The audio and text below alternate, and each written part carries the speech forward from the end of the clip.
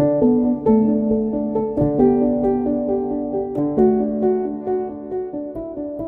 going to start with Luke 10:25-26. Just then a lawyer stood up to test Jesus. "Teacher," he said, "what must I do to inherit eternal life?" He said to him, "What is written in the law? What do you read there?" Well, welcome back, everybody, to Searching the Sacred. This is episode 2 of a new season where we are diving into not a different passage every week or a specific passage each week. We're kind of doing something a little different this season where we're exploring how do we read. We're asking these two questions: what's in the text and how do we read it? And last week, in our first episode, we kind of explored 4 different questions at the end, or we encouraged you to explore 4 different questions. It was the 2 that Lisa just read from that Luke passage where it's what do you read? But then we added in what translation and how did that translation come about? What cultural impacts or historical impacts lead to you reading it in the way that you do? And then we talked about how are you reading it within the community that you find yourself in? What other influences have you had that impact your reading of it? And then what do you think? Right? Which is that last question that Jesus asked. So it's those 4 questions we're wrestling with as we engage sacred text and navigate this. And this week, we're going to be exploring things a little bit deeper. We're going to kind of talk about is the Bible true? Like, how do we hold it? Is it God breathed? What's sacred about it? And so Lisa and Steph and I are going to explore that, and Steph's going to get us started. I am. Of course. I'm going to start us with a quote that I have. It's by Rabbi Lawrence Kushner. I don't remember which one of his books I found it in, but I instantly wrote it down and have referenced it since then because I think it's important. And it's about a fact. It's about the difference between fact and truth. And so he says, a fact is always the same. Once you learn it, you have it forever. But truth is different.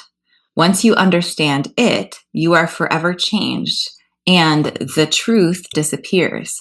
And because you are now someone else, you must learn it all over again. And so I think that we often think of whether or not we want to use these 2 definitions of fact and truth or not. I think the idea that they are 2 separate fact words, I can't think of them, that they're not the same thing really matters when we're thinking about something that's sacred. Because is there a difference between something being factual and something being true? And how, when it's an ancient document, a sacred document, a religious document, is it important to separate those 2 things out? Because in our modern brains, they often are the same. And so the way that Rabbi Kushner does that is he says, a fact is just a fact, like water is H2O. That doesn't change me as a human. It just is. But a truth would be something deeper that would change me, which means I would have to relearn the truth, which might even shift something in me or how I hear that truth. And that just has a much bigger, more fluidity to it, perhaps. Lisa, you were looking like you were reacting to that. I'm curious. What?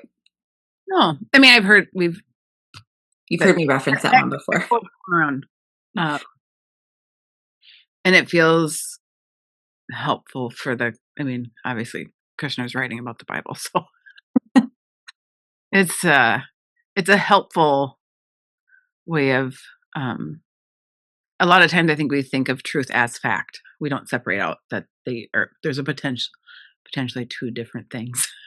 So it can be helpful, I think, in all the different ways that the Bible is held depending on where we're located.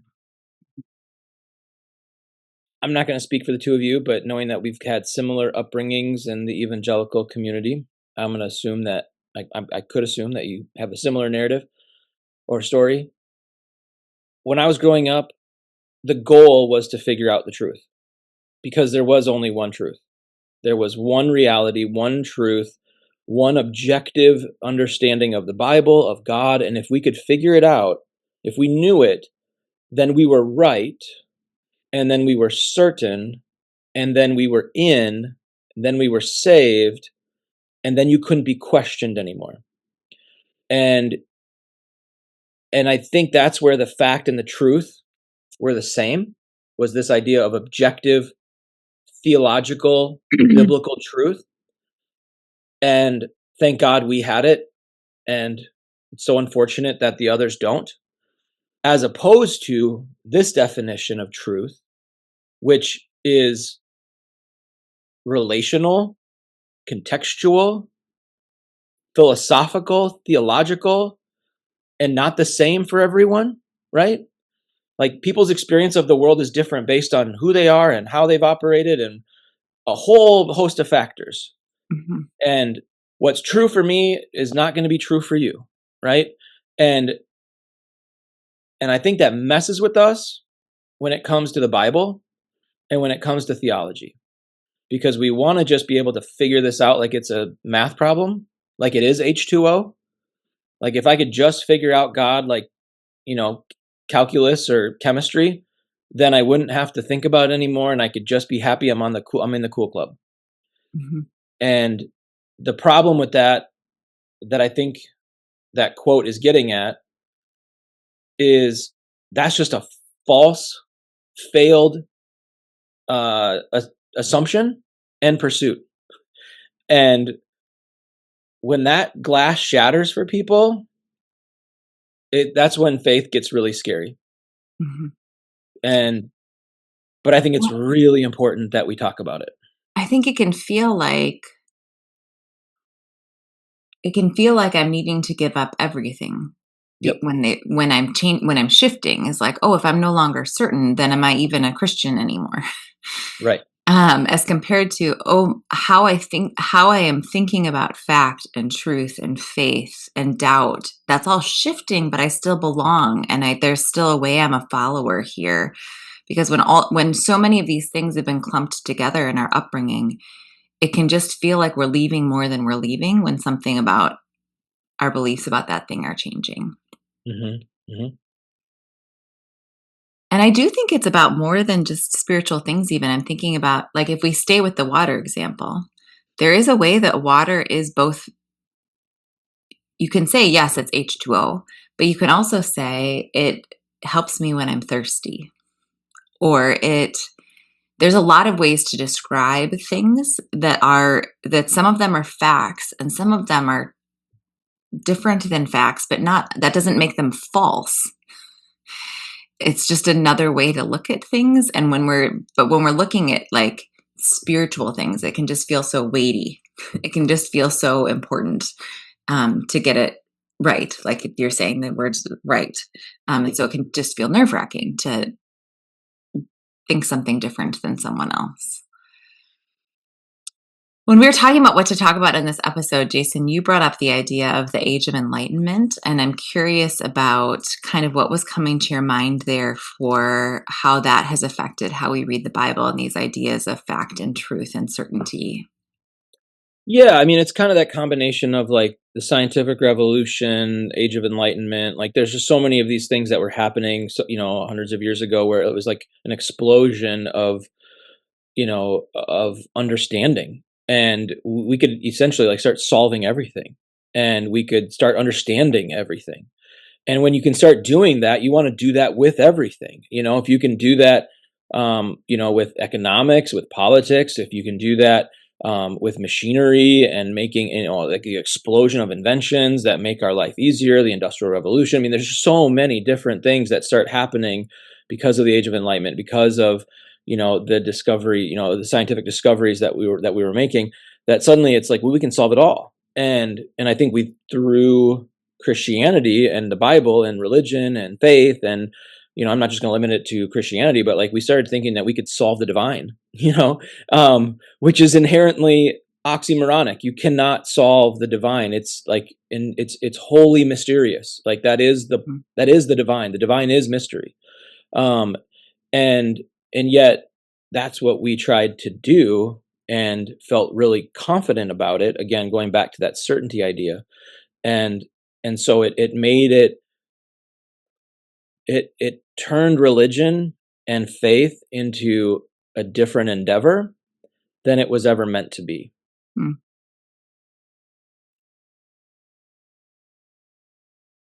I'm curious about, I think all of us in our work have encountered the struggle that happens when people are searching for answers in the Bible. And that idea of like, oh, because I approach things from this scientific mindset, I'm now bringing that to the Bible, and this is it's been encouraged by religion in certain ways too. Like the Bible stands for basic instructions before leaving Earth. Well, that gives you if that's true, then you would read it as, what's my basic instruction here? Let me look it up. Let me find my answer. But that approaching with that mindset really affects how we hear everything inside of it and what we struggle with or what we sort of ignore. And what is it to approach with questions and better questions? Mm.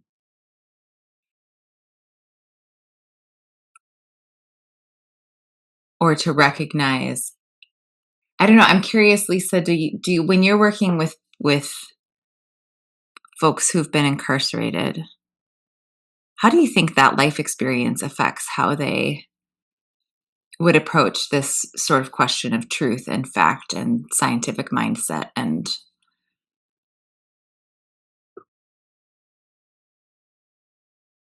Probably would just depend on everyone. Would probably have a different.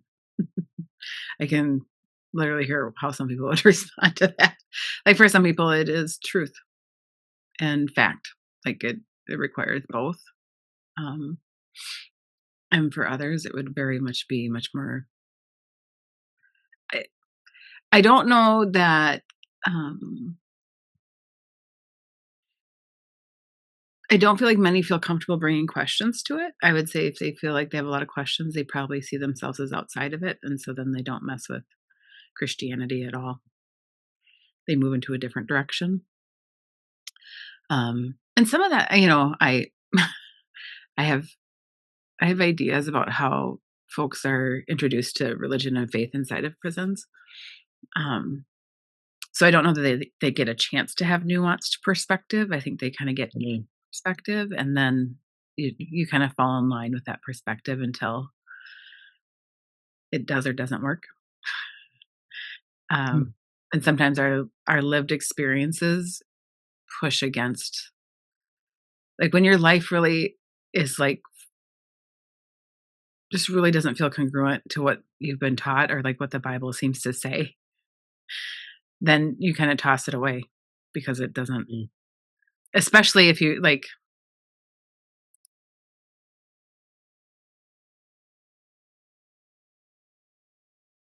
Too, though, that like it's protective. Yeah, you froze. Sorry. Can you say that again? I don't know. My internet. This episode might get an E next to it, not because of anything that we're passionately saying, but because of Lisa's internet. Oh, I think it's complicated, much like it is for other folks, wherever we are. It is easier to ask less questions when we are in a large community of folks that meet regularly and we want to be a part of, and we want to listen to one person tell us what to think, and this is what we should do, and then we have it. And so if you're not inside of that, there's a little bit more freedom. But when you're inside of that, that is where, and maybe that's the other thing is like the certainty. Well, and I think that that it brings up this thing that as any of us are wrestling with these concepts for ourselves, to be careful not to other and demonize is a strong word, but I'm not thinking of another word right now, but like just somebody who thinks differently, because there might be reasons that is very comforting and important to them. And so we don't need to take away where someone else stands on any of these things. We need to look for where it's doing harm. Like if somebody is doing harm through promoting beliefs in a certain way, that matters. But if somebody else is holding the Bible differently than us and it's really comforting and helpful to them, we don't need to convince them that they're wrong and we're right. That's really where a lot of our harm came from, is that we were inside of structures that were in that mindset of we're right. And so let's hold, wherever we're landing, let's hold it loosely and compassionately, because that's also a part of making change, to say there's room to believe, like we're wrestling this out. There's room to believe differently than three of us believe. Like there's It's okay. And I'm probably going to change what I believe. So like, that's what I believe right now. It reminds me a little bit of, I feel like this is, I'm not sure how much work all the churches have done in it, but the thoughts around, there's a particular way that if you read the Bible that you, and then get taught it, probably evangelical, but like, I feel like a lot, this is pretty mainstream, that like marriage gets really elevated in terms of your commitment to it, what's happening inside of it, how you like, we have rules about divorce and what you can do and all the things. And it somehow misses in the middle, like abusive relationships. And so what can happen is like the elevation of like staying in the marriage takes precedence over somebody's safety and like life. Yeah. And like the nuance that it takes to like understand how language is really matters and how you talk about those things. And like I feel like that's part of the like limitations of the Bible. If we go at it like the Google search for fact, like we want to know like, well, what do we do if we're in this situation? But the Bible doesn't have every situation inside of it. And so there's a, like, how do you talk about those things? How, and how do you ask the questions and when you don't feel safe to ask questions for whatever reason, whether it's because you don't feel safe because the church itself, or you don't feel safe because of a partner, or like there's lots of different spaces in there, but like how do you do those things when you don't feel safe, and it can't be a Google search. Yeah.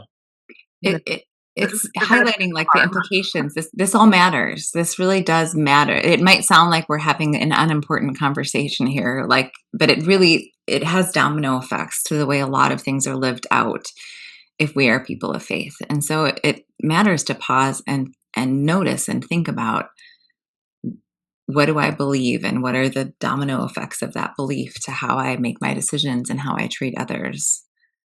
100%. I don't want to get overly political. I know I do it too often, but like, I guess I have the most to lose, so who cares if I do it? Literally. So I think that this is a really important nuance that I know we're diving into, and it might seem like a small thing, but it's not. And the reason why it's not a small thing is because I think this is what we're watching happen in our country right now with the Christian nationalist movement.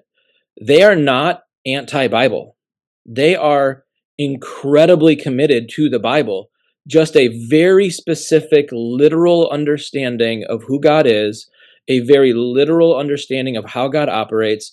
It is combining fact and truth to the point where they're cherry picking their biblical facts and then using them to justify whatever actions they want in order to bring about the reality and the power that they desire.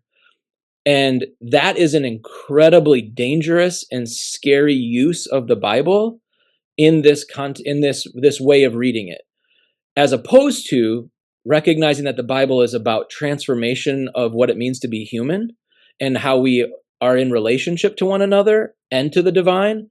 And it's more mysterious and nuanced, and it's more complex, as opposed to simple, clear, direct, easy, and also happens to approve everything I do. That gets really dangerous and really scary really fast. I want to highlight the passage of time for what you're saying there about like maybe pushing on for everybody to just wonder, are there actually simple, quote unquote, simple truths when we think about the passage of time? Because things that aren't clear, things seem clear that aren't always clear because of how we're reading them. So I want to kind of go back to what you were saying about the Age of Enlightenment. So we tend to see things in a particular way. Post Age of Enlightenment scientific thinking, we're going to tend to read things a certain way. That's after the Bible. But even inside the Bible, there's been a passage of time. And this all affects things like how we read the word and. Now, this seems like clear. If the Bible just says something and something, like if you're reading it, quote unquote, factually, you'd be like, well, this is what it says. So What matters is that binary thinking came into play in ancient Greece. It really was a methodology of Plato. Plato used dualism to create a point. So you talk about the soul being the eternal part and the body being the temporary part. That's a Platonic thought. Um, Parmenides, I think that's how you say his name, was really using binary logic. Like the idea was making binaries to prove a point. That's starting in ancient Greece, and it affects our thoughts a lot. So when we read the word and, we tend to read it from that Platonic influence that influenced all these societies that came after, where we would read something like body and soul as two distinct things, the way Plato's talking about it. In Hebrew, there is something called a merism that is using the word and to create a spectrum between two things.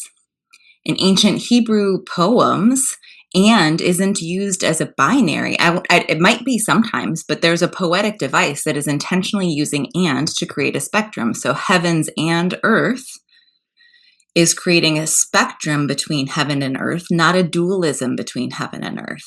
Because in that way of thinking, 1,000 years before Plato's way of thinking, that is how the and was used.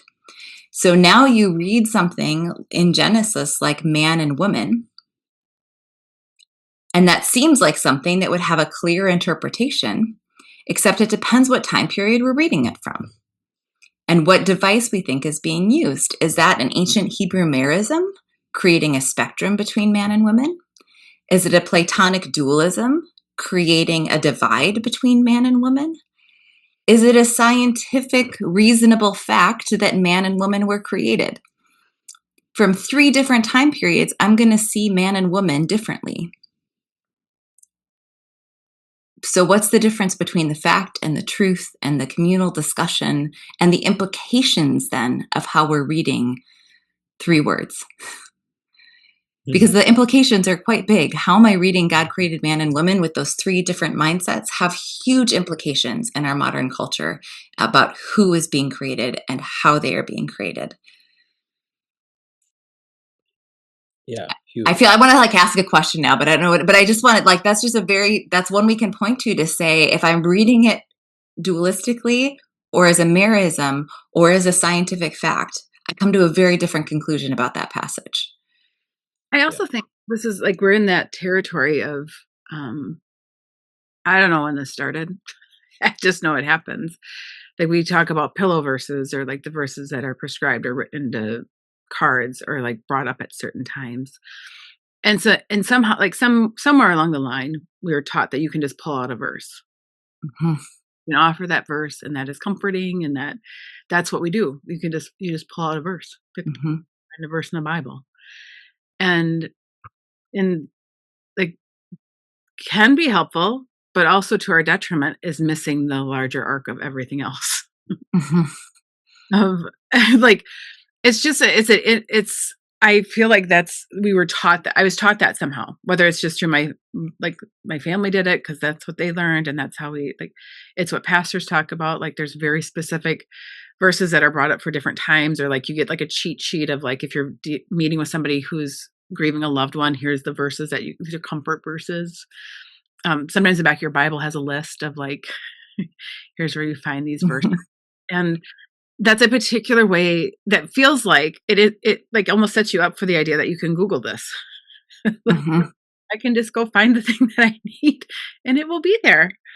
And I kind of feel like while that somehow like helps us work through difficult or uncomfortable situations, it is actually not what the Bible was designed for.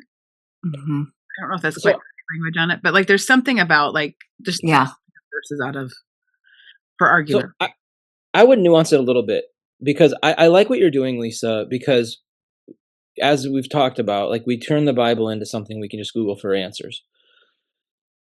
Yeah, but there are, like you said, there are times when like we do want something, you know, like we are in grief, we are in mourning, we are like the world seems chaotic, like you know, like I mean, that part of me does want to Google and be like, what does the Bible have to say about times of chaos? What does the Bible have to say about oppression? What does the Bible have to say about mourning or grief? Like That's fine. The question is, what do we do with those passages? Not just like, can they give me the answer? Because that's one that because now we're getting into what Jesus said.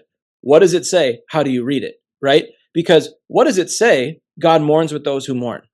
Okay, great. How do I read that? Right? How do I read that? Do I read that as like, well, all humans suffer, or God's going to take care of it? Or do I read it like God enters into this with me? Right? Like how I read it is going to impact. Now, it might be the right verse. It might be. But the way in which I go about utilizing it as a pastor or as someone Googling the Bible is going to impact the whole thing. Because I think that, like, to me, that's like, it's normal to like, when we're at our wit's end to like reach for something. It's just a question of what do we do when we get there? Mhm. Like, I love the verse where Jesus is going to offer a parable, but the parable is preempted by these two brothers arguing about an inheritance, and Jesus is like, "Why are you coming to me? I'm not your financial planner." And it's like they wanted Jesus to solve the problem with like a fact of like, here's what you do because the divine says so, and Jesus is like, I mean, haven't we talked about generosity and caring for one another enough? Like, come on, guys, like do the work, like do the actual work. And I think that's what we need to help. I think that's what I hope this is. These conversations are encouraging people to like to dive in and do the work and not just think, and I know people that are listening to this or watching this are not the kind of people that are thinking, if I go to the Bible, it's just going to give me answers. Like we're preaching to a choir here, but like encourage the people in your life to also like do the work of like asking the second question of like, how do I read it? Who am I reading it with? What translation am I reading it from? Because those questions are going to impact what happens when you go there. Mhm. That reminds me of like the verse in Genesis of when Joseph says, what you intended for evil, God intended for good." That becomes one of those pillow verses that people use. So how we read it becomes really important, and reading it in community and wrestling with it, noticing things like Joseph says that about his own life, like 30 years after the wrong happened, more than that. That's a really important how you read it thing. Nobody's telling Joseph you should say that right now when the harm happened. While he's No, in the pit nobody shouts that while you're in the pit. or in No, and it's prison, not right? and he's not saying that when he's in the pit. This is like an end of the life reflection he's having on his own life. That's a really important how you read it piece of a verse that can be comforting but can be really damaging if someone's throwing it at someone who's in the midst of a difficult situation. And also just for the fun of it, like, can we not glorify Joseph all the time? Because Joseph says this to his brothers, what you intended for harm, God intended for good.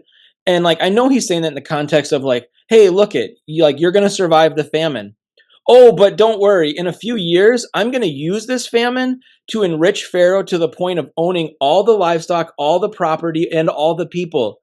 Like Pharaoh enslaves his entire country, including the Israelites. Like this is going to become like the worst beginning of the history of Israel, like right here. And it all stems from Joseph saying, what you intended for harm, God intended for good. What good? Other than like the survival of the family and they didn't die from a famine. I get that. But then all the crap happens because of what Joseph does. And no one ever talks about it. Well, You know, it's another how do you like, read it? Like, can we take the whole of it? Can we not over hero people in the Bible? yeah. Can we allow complexity? Can we allow the nuance? Can we tell the bigger story? Can we allow the Bible? Go ahead, Lisa. Yes. Well, it's like people poop. It's this. It's this thing. I do love it because, like, so oftentimes when you're talking, like, I'll talk about, like, well, David's a man after God's own heart. That's a bunch of crap. Like, yeah, it said that, and I just challenge. Like, it's the thing of like, it sounds really good, and then we're like, oh yeah, well, because like he ended up, he did make some bad choices. He literally had a man killed. I How do we handle that in today's society? I just want to be like, there's a particular way that like, oh, because it's here, we're going to be like, oh yes, absolutely, we believe this. We believe that like David can change and can hold multiple parts of who he is at one time, but we don't actually extend that generosity to other humans that we're actually in relationship with. Like, we're talking about like a biblical character. What about the fact that, like, back to your marriage comment, like David had multiple, he was a polygamist and an adulterer and a murderer. He didn't just, like, quote unquote make some mistakes. So if we're going to elevate marriage as like this thing that's really lofty in the Bible, let's include David and wonder about what is really being elevated or not in the whole of the Bible. And go back to this. I mean, I feel like we should do what we did last time and give people some foothold questions. So we're thinking about this idea that last time we were really wrestling with, is the Bible inerrant or not? And like, what does it hold something as sacred, but also maybe allow it to not have zero errors, or like just open that up a little bit. If we're thinking now about this idea of, is the Bible true? And what kind of questions would we give people to think about from this conversation we're having, or maybe things we didn't hit?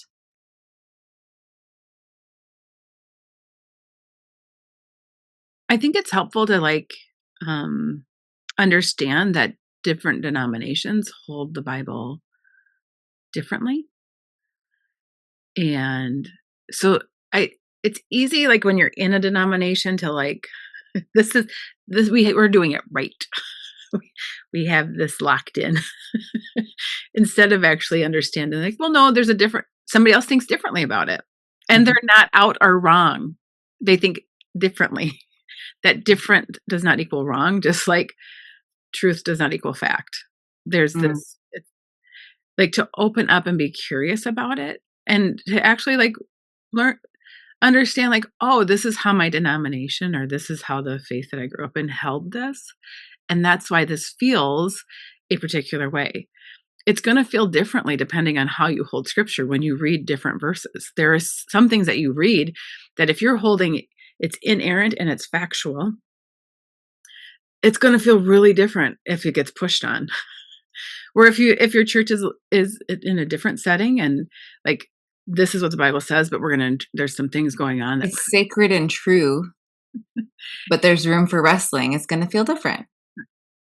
And so even just to like acknowledge that exists and to be curious about that can be a helpful, just know what you're swimming in. Like, so often we're swimming in something and we're not even aware that we're swimming in it, but like, explore the water you're swimming in. What have you been taught? Why is that there? How did it get there?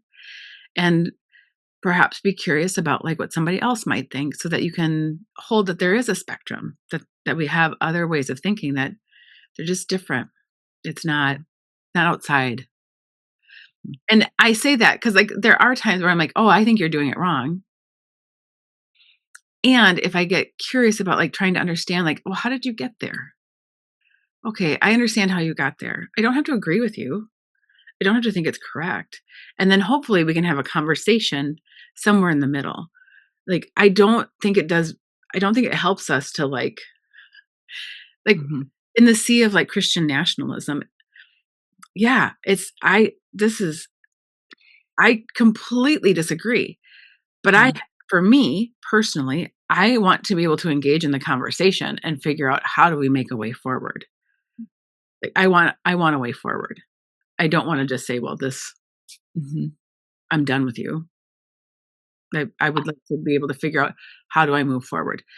I certainly would like to switch it to a different pathway. But I also know where some of that comes from and how it got there. And that's not always like an open, educated choice. I want to add the question to what you're saying. I think of like, is the tradition I'm a part of, or the doctrine that this group is holding to, consistent as a part of the exploration? Because that's where we bump a lot of things, actually, is that, like, I grew up in a situation that was a very literal interpretation of the Bible. It was very literal. It was 7 days. There was a lot of very literal, to the point where women weren't allowed to vote at church meetings, because that might mean that their vote would hold authority over a man's vote. and a woman shouldn't hold authority over a man. So it was a very consistently literal interpretation. I actually appreciate it is more consistent than most, and in that I actually appreciate it. I can see where they're coming from, and they are pretty consistent. And yet, men don't have to have beards. Women don't have to have head cover. It's not as consistent as it seems, and it's still more consistent than most. And so I would encourage all of us, whatever group we're a part of, to look at the consistency or inconsistency of how the Bible is being held, because that also raises some questions for us. Why is that verse or that thing something that is being the doubled down on, quote unquote, fact, when this other thing is not? And that tends to really happen in ways that is where some of the oppression comes from, is that it becomes against a group without being equally consistent against another group or towards itself. And so just really looking for those inconsistencies inside, and inconsistencies inside of what I believe too. Let's make this personal. All of us are inconsistent. I would challenge anyone who would say they're 100% consistent with how they read and interpret and apply the text. Probably we're all inconsistent. Let's look for those and challenge ourselves with that inconsistency as well. I feel like you have something that you want to say, Jason. Yeah.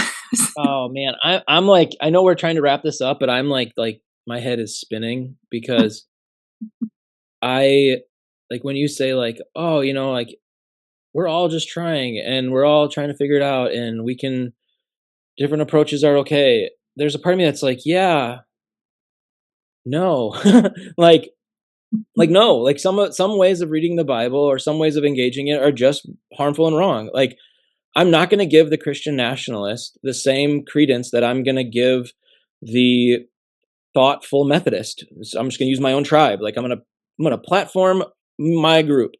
Like I literally left conservative Christianity and chose the Methodist because I appreciated the way they hold scripture. And not that I think it's perfect or not without critique. I actually think that the reason I chose it was because they invite critique and they're open to change. And so that to me was comforting, as opposed to a literal, firm, do not question me stance, to which I just find like unbiblical, to be honest. Like that's actually not what the text is saying, and it's the very opposite of what it's shooting for. And now I know that puts me in the right, wrong, in, out. I'm doing the binary thing. I get that I'm doing that. The nuance that I would say is I appreciate what Lisa's saying, that when I understand someone better, I can see why they're doing it and I can appreciate why they're doing it. I can appreciate why I was raised the way I was. I can appreciate why people in my life have held the Bible the way they did. I appreciate it. I can actually honor it. I can understand it. And I can also say, I don't think it's appropriate. And I'm glad that I don't do that anymore. I don't see those two things in competition with each other. I see them being two sides of a similar coin.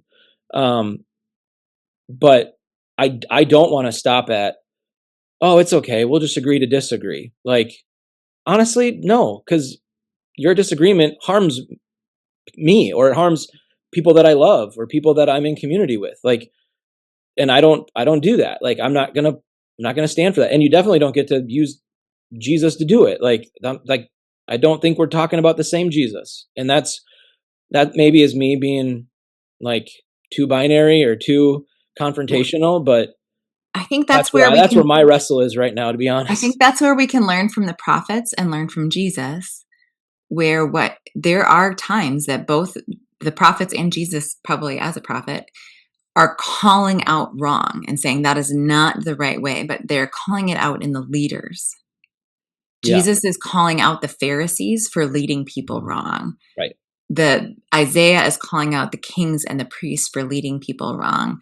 And one of the things we tend to do is like look at our neighbor instead of looking at the leaders who have led that neighbor to where they are, and saying, that's really, really good. This is where I need to point my anger, is to the people who should know better, who are manipulating this book to their own ends. I am not going to be afraid to call that person out, because that's what Jesus did. That's what the prophets did. That's what I'm going to do. Yeah. Yeah. And you get to that idea of consistency, and I couldn't help but think while you were talking about it that even getting to the phrase, well, can we just agree to disagree? For someone that's very literal and very, it's this way or nothing, to use the phrase, well, let's just agree to disagree, is actually opening the door incredibly wide to nuance. And it's a way in. And we can't coerce or outsmart someone into a more benevolent understanding of faith and God and the Bible, but we can relationally do that and lovingly do that. And I think it starts with being open to difference. And so when someone's like, okay, fine, we'll just agree to disagree because I don't want to lose my relationship with you over this. It's like, cool. Like, we're already one step down the path. Like, you just might not have realized it yet. Mm-hmm. Well, luckily we get to keep having this conversation through a few more episodes about this. So if it feels unresolved, that's okay. We just keep listening. I mean, I can't promise anything will be resolved by the end of the season anyway. No. But each week we're going to be diving a little bit deeper into this. What is in the Bible and how do we read it? And maybe the additional question we added today was how does the passage of time affect how we read it? How does whether we're reading it for fact or for truth affect how we read it? And how do we keep being mindful of those influences on how we read the text and the implications that gives for how we live out our faith?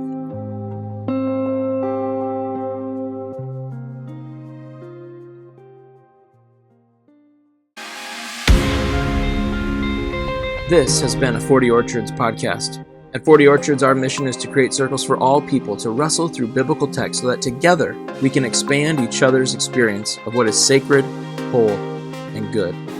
We search through the lens of sacred possibility, assuming there is more to be discovered, questioned, and applied as we listen for how God is still speaking. You can learn more about 40 Orchards and sign up for a study by going to 40, that's 40orchards.org. Our opening music is by Les FM. Our closing music is by NCR Music Vibes. Additional music is by 3 Music. Any references to books or other sources can be found in the show notes of this episode. Thank you for searching the sacred.